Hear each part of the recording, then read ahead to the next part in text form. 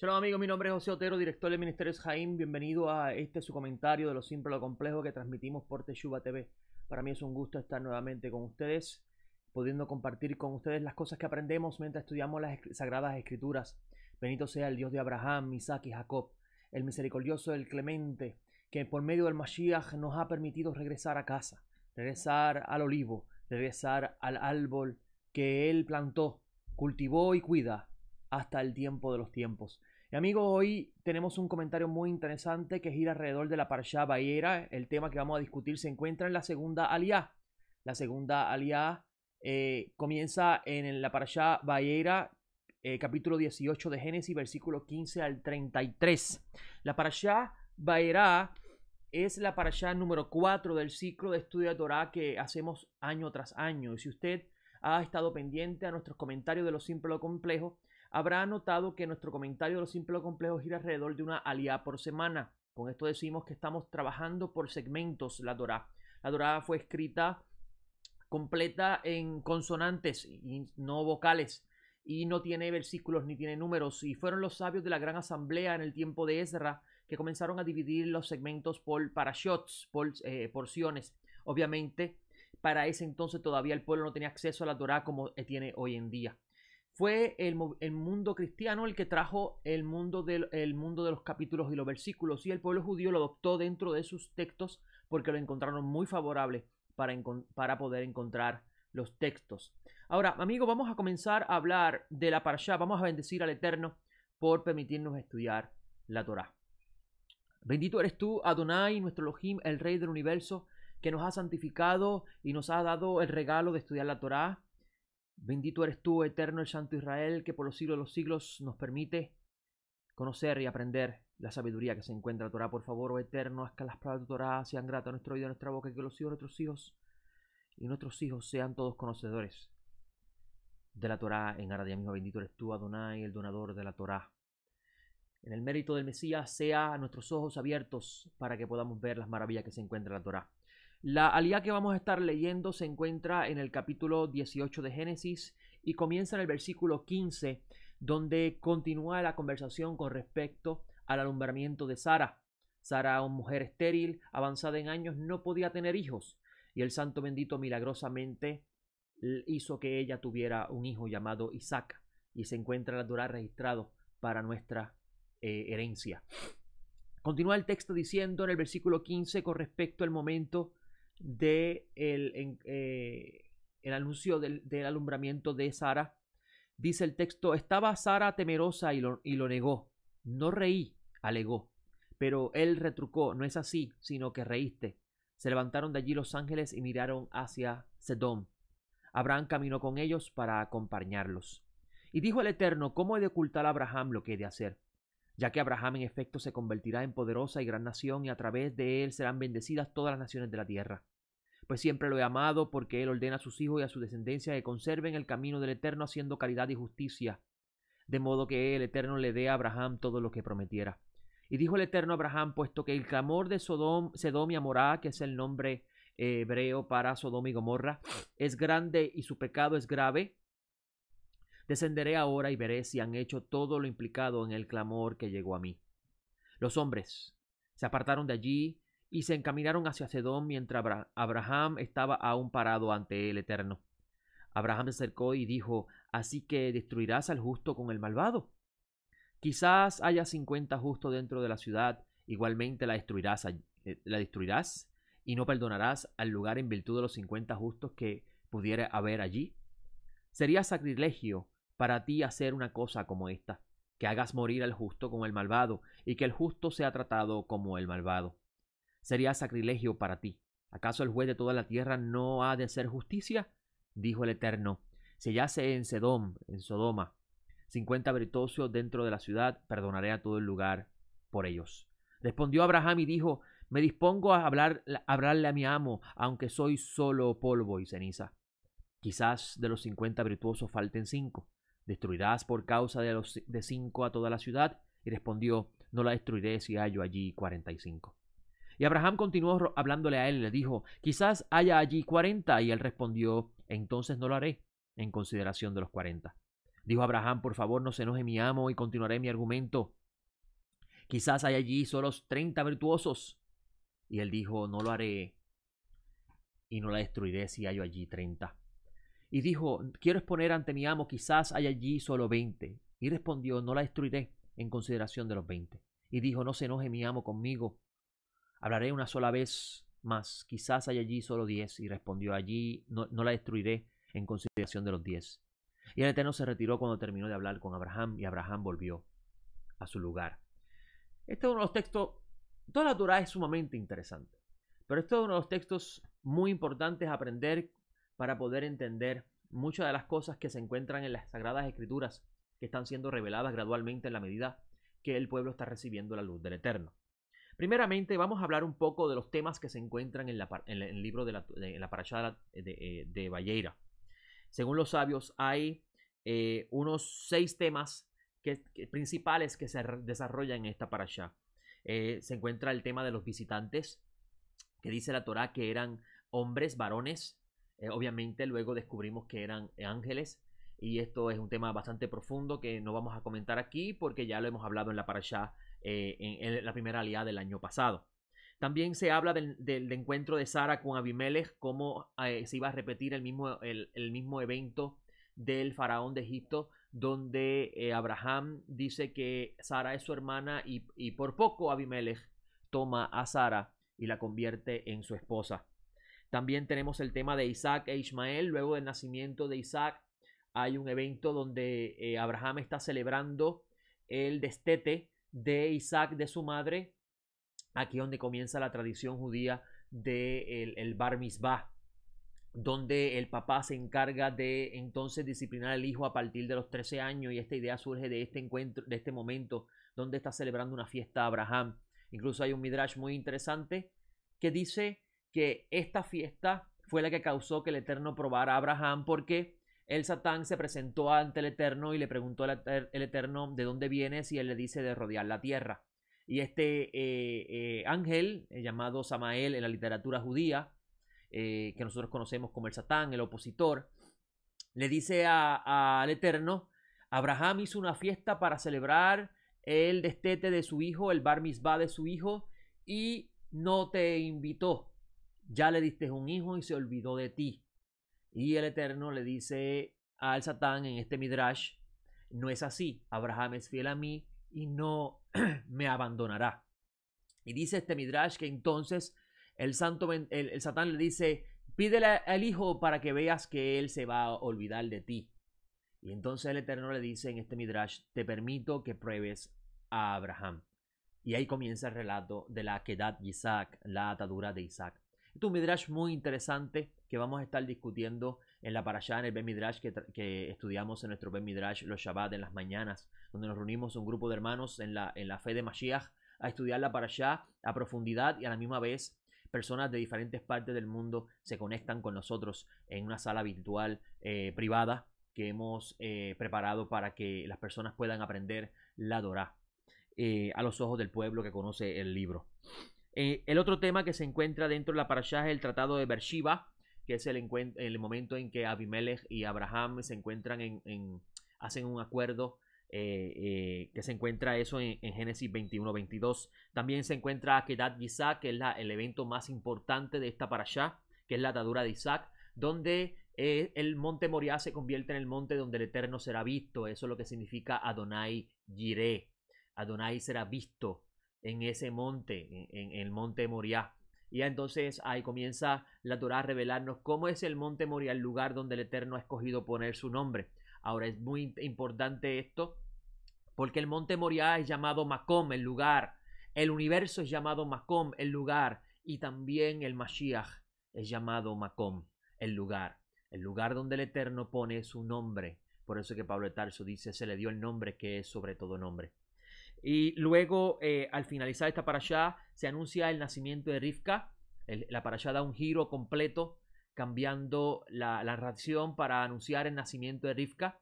Y nos trae algo muy interesante a nuestra mente: cómo la Torá nos va a hablar del sacrificio de Isaac por parte de Abraham, por medio de la prueba que el Eterno le entrega al Samael para hacer sobre Abraham, según la literatura judía. Y luego vemos el nacimiento de Rivka. Al otro lado del mundo está ocurriendo otro evento para que dos personas se encuentren y se conviertan en esposos. Y eso es un tema muy hermoso que cuando lleguemos a esa aliyá la vamos a discutir. Ahora, en la aliyá del año pasado hablamos de los visitantes y enseñamos la importancia de la hospitalidad, además de hablar de los misterios de estos visitantes que son ángeles, que en la literatura hebrea, la Torá nos dice que son Ishim, son varones, y es uno de los nombres de los ángeles que son vistos según el Mishneh Torah en los planos más inferiores de contactos con el humano. Ellos son llamados Ishim porque en ocasiones el Santo Bendito le permite tomar ropaje humana para entonces ellos ser vistos por los humanos. Pero los ángeles no tienen ropaje humano en sí. Y hay muchas cosas muy interesantes en esta parashá, en esta aliyá, con respecto a estos ángeles. Abraham no sabía que eran ángeles. Abraham luego es que descubre que son enviados, son mensajeros del Eterno que vienen a traer un mensaje. Ahora, en esta parashá también dice que el Eterno se le apareció a Abraham en la planicie de Mamre. Y ahí es donde comienza la literatura hebrea a explicar el misterio de la Shejinah, el misterio del Memra. Nachmanides, conocido como el Ramban con N, dice que la Shejinah y la Memra son lo mismo. El Davar, la Shejinah y la Memra son lo mismo. Y la Shejinah es espíritu, es luz. Por tanto, para hacer la Shejinah vista tiene que vestirse en un ángel. Y los sabios de Israel dicen que fue Micael, el altoparlante, si podemos decirlo así en el lenguaje moderno de hoy, que utilizó el Eterno para poder hablar. Ahora es bien interesante, la literatura judía dice que donde está la Shejinah hay 3 ángeles que lo acompañan. Y esto es muy, muy interesante, es un tema bastante profundo que no podemos, ¿verdad?, hablar aquí, porque tendríamos que desviar el tema y queremos comentar la segunda aliyá. Pero estos son detalles importantes que conocer para poder sanar y reparar todas esas ideas que tenemos de antiguo con respecto a este encuentro que se encuentra en esta parashá. Por ejemplo, se ha entendido tradicionalmente que los 3 que visitan a Abraham son el Padre, el Hijo y el Espíritu Santo, y eso es obviamente una tergiversación de la idea que se encuentra en los textos, porque tenemos 2 ángeles que bajan a Sodoma. Entonces, ¿cuál de los 2 bajaron? ¿El Padre o el Hijo? ¿El Espíritu Santo o el Padre? Ahí vemos un problema en esa interpretación.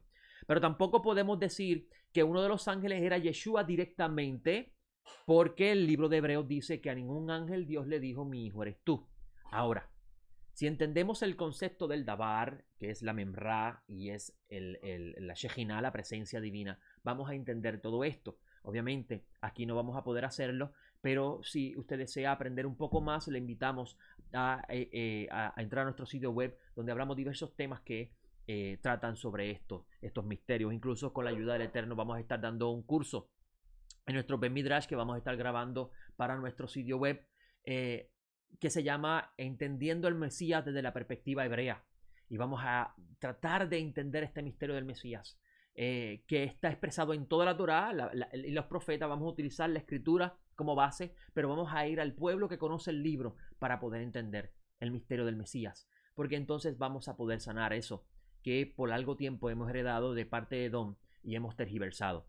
Ahora, es interesante que cuando tú tienes en mente a estudiar la Torá, la caída del humano, que es el tema principal que presenta la escritura, vas a entender toda la función que hace la Torá en la vida de la persona. Adán, cuando cayó, perdió su luz, perdió la imagen divina que tenía y se convirtió en un ser errático, un ser degradado, un humano caído, podríamos decir un nefilim, un humano degradado. Y al ocurrir esto provocó que toda la creación se afectara. El humano perdió el sentido correcto de lo que es la vida. Se mezcló lo bueno y lo malo. Ahora no sabe lo que es bueno, lo que no es malo, lo que es malo. Y el Eterno viene a socorrer al humano, viene a socorrer a la descendencia de Abraham. Obviamente más adelante la literatura profética lo dice. Pero en el asunto del humano viene primero a socorrer al humano, y este socorro viene a través de Abraham, porque Abraham es el padre que el Eterno va a utilizar. El árbol que el Eterno va a utilizar para reparar a la humanidad, para volver a llevar a la humanidad a ser uno, como en el principio era. Ese es el plan del Eterno. El plan del Eterno es separar al humano en tribus, en bandos, sino llevarlo al humano a ser nuevamente uno. Y por eso es que Pablo de Tarso, conociendo todas estas cosas, hablaba de Mashiach como la cabeza de esta unión perfecta que el Eterno está haciendo en los mundos superiores, en los mundos espirituales. Y la caída de Adán es importante entenderlo para poder entender muchos de los temas que se encuentran en la Torá. La Torá en la primera aliyá, por ejemplo, está hablando de la hospitalidad como un tema importante, además de la visita de estas personas, y lo contrasta con el asunto de Sodoma. En el asunto de Sodoma vamos a ver que, a diferencia de Abraham, nuestro padre, que llega que sale de la tienda adolorido por la circuncisión, sale de la tienda a recibir estos 3 visitantes, que no sabe que son ángeles hasta el momento que comienza la profecía a correr. Abraham los recibe, les da alimento, les pide que se limpien sus pies, los pone debajo del sol, una señal de hospitalidad, debajo de un árbol, una señal de hospitalidad para que el sol no los siga abrazando. Y no cuestiona quiénes son, hasta que de repente descubre que son ángeles. Y la evidencia de esto la encontramos en el libro de Hebreos, capítulo 13, donde dice el capítulo 13, versículo 2, y lo voy a buscar para que quede registrado. Dice el autor de Hebreos que mi opinión fue Shaul de Tarso. No olvidéis la hospitalidad, porque por medio de esta la hospitalidad, algunos sin saberlo, hospedaron ángeles. Claramente está aludiendo a Abraham, nuestro padre, quien sin saber hospedó ángeles. Ahora, vamos a hablar de la segunda aliyá.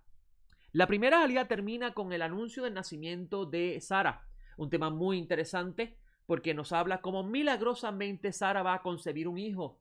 Una mujer que ya no podía tener hijo, no tenía su ciclo menstrual, estaba entrada en edad, estaba envejecida, si podemos decirlo así, y milagrosamente el Eterno la restaura, le devuelve su flujo menstrual y ella queda nuevamente milagrosamente embarazada. Incluso si usamos el arte del sistema judío de la gematría, vamos a darnos cuenta que la gematría que aparece con respecto a para esta fecha y Sara tendrá un hijo es el mismo valor numérico que se encuentra en el texto que habla de la virgen que dará a luz, la betulá, la alma, la doncella que dará a luz un hijo. Y muchas de las personas han especulado con respecto al Mesías, cómo fue esto. Vamos a escuchar personas decir que fue una inseminación artificial que ocurrió milagrosamente de parte del Eterno. Otros dicen no, tuvo que haber contacto entre hombre y mujer porque es una ley de parte del Eterno.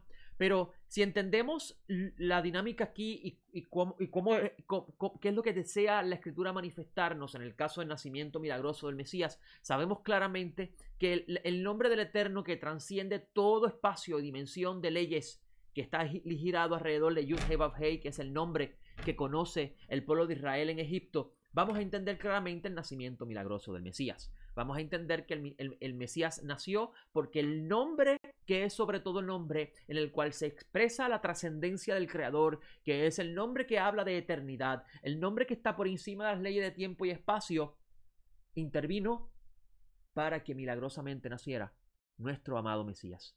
Ahora, en esta segunda aliyá, luego del nacimiento de Isaac, viene el anuncio de la destrucción de Sodoma y Gomorra. Y aquí es donde me voy a enfocar para poder desarrollar esta segunda aliyá. Tal vez en otro año podremos hablar mucho más de lo que se encuentra en esta aliyá, pero en estos momentos nos vamos a enfocar en esta área. Hay un principio dentro del judaísmo que se llama el justo es la fundación del mundo. Sadik Yesod Olam, y se encuentra eso en Proverbios 10:25, donde se nos enseña que el mundo es preservado por el justo. Es decir, de donde haya un justo, el Eterno guarda ese lugar. El Eterno lo cuida y lo preserva. Pero cuando no existen justos, el Eterno se ve obligado, conforme a su ley de justicia, a destruir y pasar por juicio esa ciudad. Es decir, que donde hay un justo, el Eterno cuida la creación. Donde no hay un justo, el mundo es destruido. Y esto es un principio dentro de la literatura judía muy importante que debemos aprender, porque toda la escritura, desde la Torá, los profetas, incluso los escritos nazarenos, esta idea está presente si analizas con detalle este principio. Y esto es sumamente importante porque esta idea tiene su origen en esta parashá. En esta parashá vamos a ver que el Eterno está hablando con Abraham. Y Abraham siendo profeta, en esta misma parashá habla que él es profeta. Dicen los sabios de Israel que él alcanzó el nivel de profecía una vez que se circuncidó, una forma de decir que sujetó sus deseos y comenzó a vivir conforme a los deseos del Eterno, que eso es lo que representa la circuncisión. La circuncisión física no es nada mágico ni milagroso, simplemente es una forma externa de poder explicar un principio espiritual que no existiría otra forma de explicarlo. Y es que el órgano sexual, cuando es sujetado, el órgano sexual que representa la pasión del humano, el fuego del deseo del humano, cuando este órgano es circuncidado, es una forma de decir que la pasión, el deseo del humano está sujetado para que la voluntad del Eterno se haga. Y dentro de esta idea es que se construye el misterio de Israel. El Eterno a Israel le dice: muere a tu deseo y que sea yo viviendo en ti, haciendo mi deseo a través de ti, para que el mundo entero conozca quién es Dios. Y ese es el principio de la circuncisión. Por eso que Pablo de Tarso dice que la incircuncisión y la circuncisión es nada, lo importante es guardar los mandamientos. ¿Por qué? Porque te puedes circuncidar, te puedes hacer judío, puedes pertenecer al pueblo de Israel, pero si no guardas los mandamientos es como si estuvieras incircuncidado. Si no haces el deseo del Eterno, es como si fueras un incircunciso. Esa es la idea detrás de la mente de Pablo. Y dicen los sabios que inmediatamente que Abraham hizo esto, él se convirtió en un profeta. Se convirtió en una vasija donde el Eterno va a comenzar a revelar misterios a través de él. Por eso es que dicen los sabios que quien quería saber de Dios iba donde Abraham. Porque Abraham estudió en la escuela de Shem. Shem es Melquisedec, el rey de Jerusalén.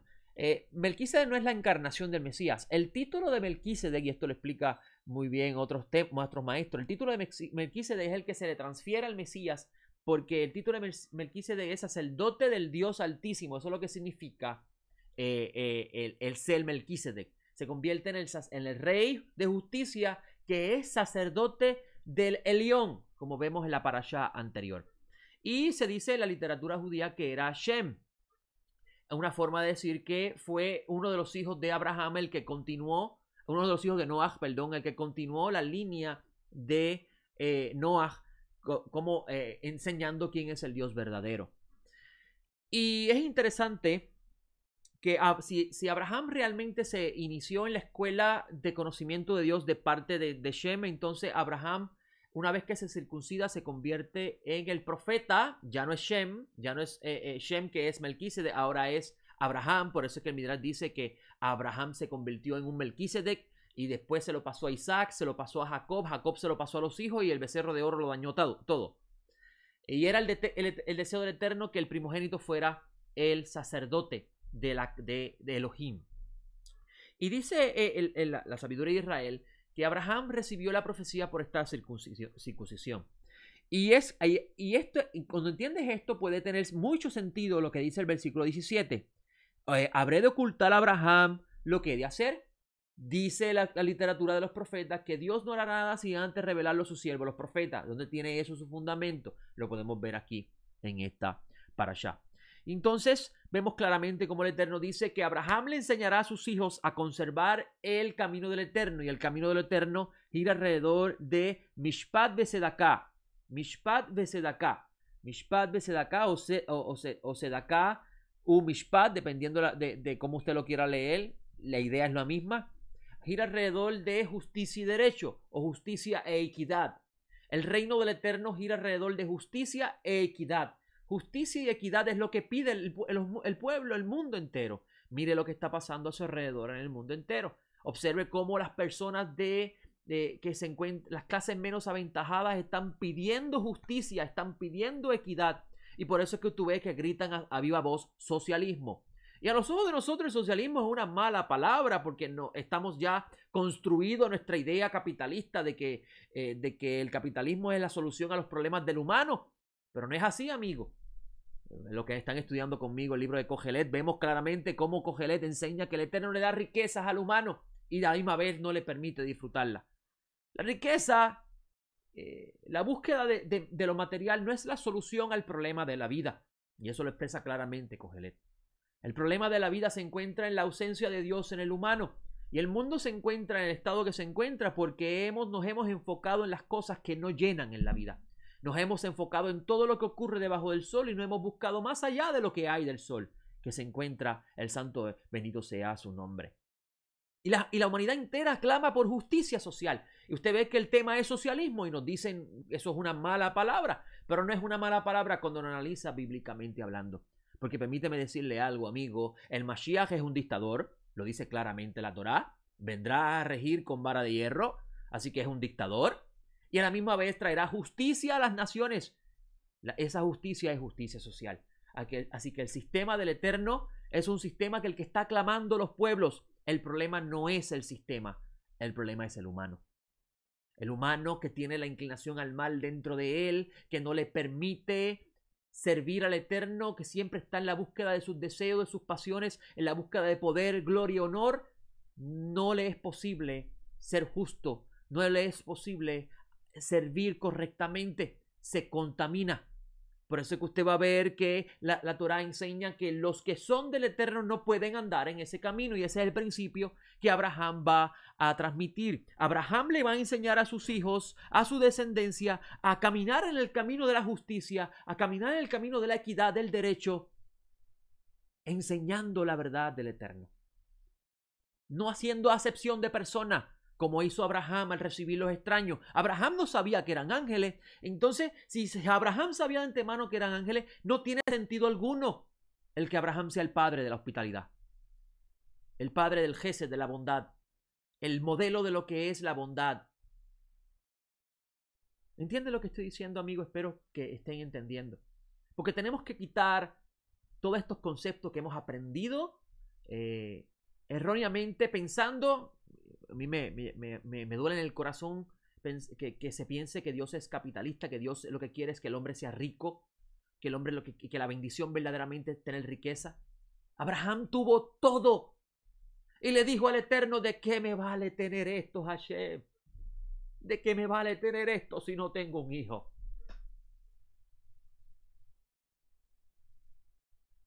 ¿De qué me vale tener esto si no tengo un hijo?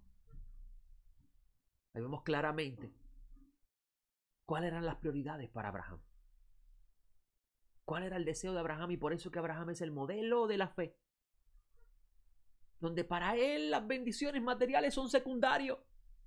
El deseo de Abraham es conocer a Dios y hacer todo lo que él desee.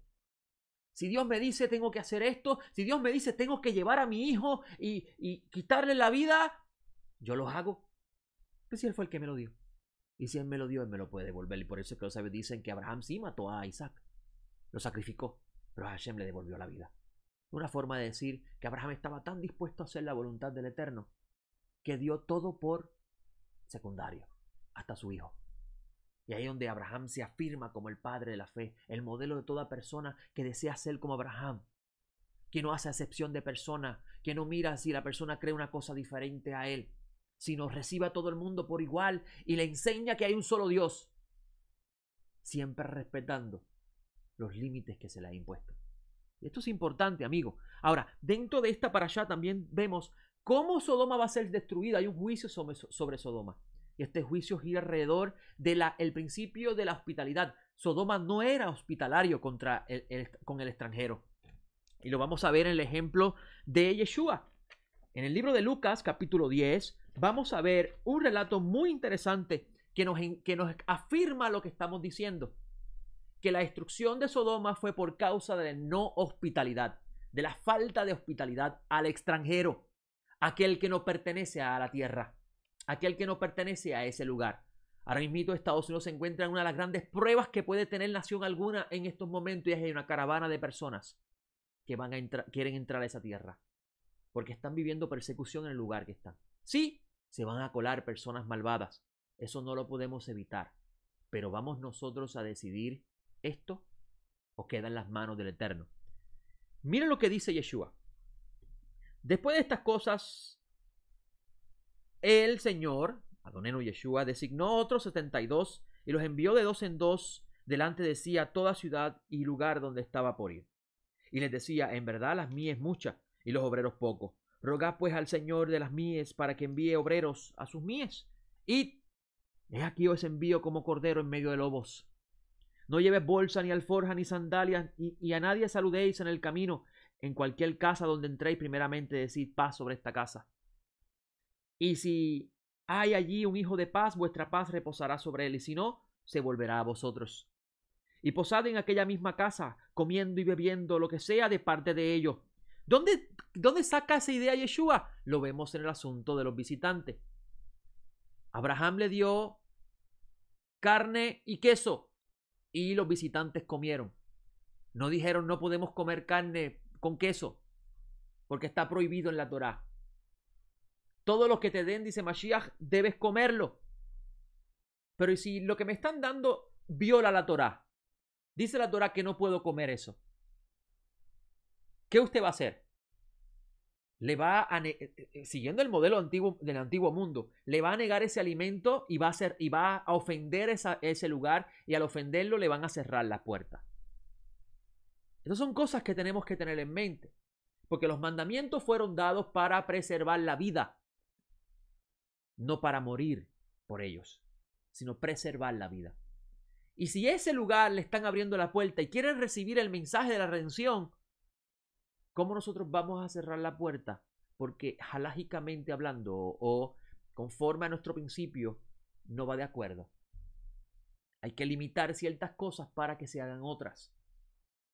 Y si de seguro, y aquí donde viene esta parte es muy fuerte para yo enseñarla, pero es una realidad bíblica, amigo. Nada de lo que te dé otra persona, si lo que estás haciendo lo estás haciendo por el Malhut Hashem, te va a hacer daño. Pero si lo que te estás comiendo o lo que estás haciendo es para sacar beneficio personal, sí va a afectar tu relación con el Eterno. Si en ese lugar donde usted va hay impureza, pero usted le abrieron la puerta y quiere recibir el mensaje, esa impureza no se va a pegar a usted. ¿Sabe por qué? Porque está haciendo lo que el Malhut Hashem, el reino de los cielos, le ha ordenado hacer.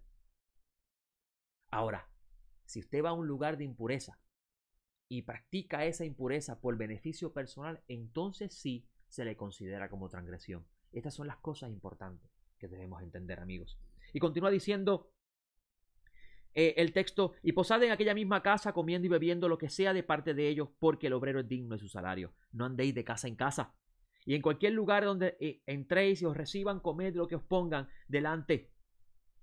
Y sanad a los enfermos que haya en ella, y decirle: el reino de Dios ha acercado a vosotros. Pero en cualquier ciudad donde entréis y no os reciban, saliendo a sus plazas, decid: os sacudimos aún el polvo de vuestra ciudad, porque se nos pegó a los pies. Pero sabed esto, el reino de Dios ha acercado. Os digo en aquel día que será más tolerable para Sodoma que para aquella ciudad. Y ahí vemos claramente cómo Yeshua está utilizando el ejemplo de Sodoma para explicar cómo esa ciudad no los recibió, en una forma de enseñar la falta de hospitalidad. Ahora, Abraham, quien intercede por los pecadores, le está diciendo al Eterno: pero si allá sea al menos un justo, ¿destruirá esa ciudad por los justos? Obviamente está hablando de 50, de 40, de 30 y luego llega hasta 10. Pero vemos que Abraham lo que está, nos enfatizamos los números, pero no tenemos la idea en mente. Abraham lo que está es tratando de abogar por aquella generación. Porque mientras haya vida, hay posibilidad de un pecador malvado arrepentirse. Pero si la vida se acaba, no hay oportunidad. Y Abraham está abogando: tal vez allí hay un justo. Y si hay un justo, hay quien escuche al justo. Pero si no hay un justo, ¿quién escucha al justo? Por eso es que los sabios israelíes dicen: Noah era Lot era justo, pero no era tan justo como para poder preservar a Sodoma y a Gomorra. La justicia de Lot todavía estaba mezclada. De cierta forma, Lot todavía amaba la riqueza, y aún así el Eterno lo salvó, porque ese tipo de justo también el Eterno lo salva y lo purifica. ¿Cómo lo purifica? Dejándolo sin nada. Dejándolo sin nada. Mashiach dijo: y aún lo que tiene le será quitado. Lo único que tenía Lot era las posesiones que tenía en Sodoma, y eso era nada, eso es nada a los ojos del Eterno, y lo perdió todo. Y a partir de ahí de seguro Lot fue otro hombre. Es interesante que Abraham aboga por la ciudad, aboga por los habitantes y pide clemencia sobre ellos. Pero el Eterno dijo: no hay forma de mantener esta ciudad en pie. Y Sodoma fue borrada con fuego y azufre, que vamos a ver en otra aliyá más adelante. Y y no quedó rastro de ella. Y esa es la idea que el Eterno trata de expresar con respecto al lago de fuego y azufre. El lugar donde se borra todo, no queda memoria de nada. Ese es el principio detrás de esto, que corre alrededor de la idea de Sodoma y Gomorra. El justo es la fundación del mundo. Donde haya un justo, el Eterno preserva la creación por causa del justo. Si el justo es sacado del mundo, la creación hay que destruirla. Y la Torá nos viene enseñando esta idea. Lo vemos en el caso de Noah. Dios preservó la creación por un justo, destruyó a los malvados. Pero si no hay justo, la creación completa tiene que ser aniquilada. Cuando Pablo dice no hay justo ni uno, está enseñando que su generación estaba bien degradada. Y por eso que tuvo, que venir el Mesías para intervenir y que el Eterno cargara sobre la maldad de la humanidad y no borrara por completo la creación. Pero sobre eso lo haremos en otros momentos. Cuando no hay méritos, cuando las personas no hacen actos de justicia, no hacen actos de equidad, no practican el derecho del Eterno, la tierra se encuentra enferma, sus habitantes se encuentran enfermos y hay que borrarla. Estamos viviendo unos tiempos terribles, amigos, porque estamos viviendo lo mismo, una repetición constante, lo que una vez fue, volverá a ser. Y dicen que la historia se repite. En ese Jaime nosotros enseñamos que los principios espirituales que se encuentran en la historia se repiten. Y estamos viviendo lo mismo. Hostilidad hacia el extranjero, hostilidad contra aquel que no piensa igual que uno, hostilidad hacia todo, y no hay nadie que se pare en la brecha a pedir misericordia por la humanidad y a clamar al Eterno para que envíe al Mashiach, porque el Mashiach traerá justicia a las naciones. Mashiach quitará a todos estos presidentes, reyes, tiranos que se han apropiado del mundo y se creen que ellos son los dueños de la creación, que por causa de ellos es que los pequeños están sufriendo, y traerá justicia a todos. Justicia al grande y al pequeño. Grande cosa nos tiene la Torá que enseñar con respecto a la vida. Pero si no entendemos el principio de la caída del humano y lo que sucedió que hace que el humano sea lo que es hoy, no vamos a entender el plan del Eterno expresado en la Torá y la función que hace ella en el humano. Como dice el sabio Rashi, la Torá fue dada para sujetar la inclinación al mal. En otras palabras, la Torá fue dada para limitar al humano a que peque. Y es interesante que dice Pablo de Tarso que donde no hay pecado no hay ley. Una forma de decir, donde no hay inclinación al mal, no hay ley que te gobierne. ¿Por qué? Porque la inclinación, la ley, la Torá fue dada para sujetar la inclinación al mal, como dice Rashi. Con esto me despido, amigo. Quiera Hashem que podamos aprender más y podamos vivir lo que estamos aprendiendo. Jaime está comprometido a eso, a enseñar a las personas a conocer el Dios de Abraham, Isaac y Jacob, a conocer los principios que están en la Torá, a entender el misterio del Mesías y a vivir. Porque de nada nos vale ser oidores si no somos hacedores, dijo Jacobo el justo. Con esto me despido. Que tengan hermoso Shabbat. Shalom.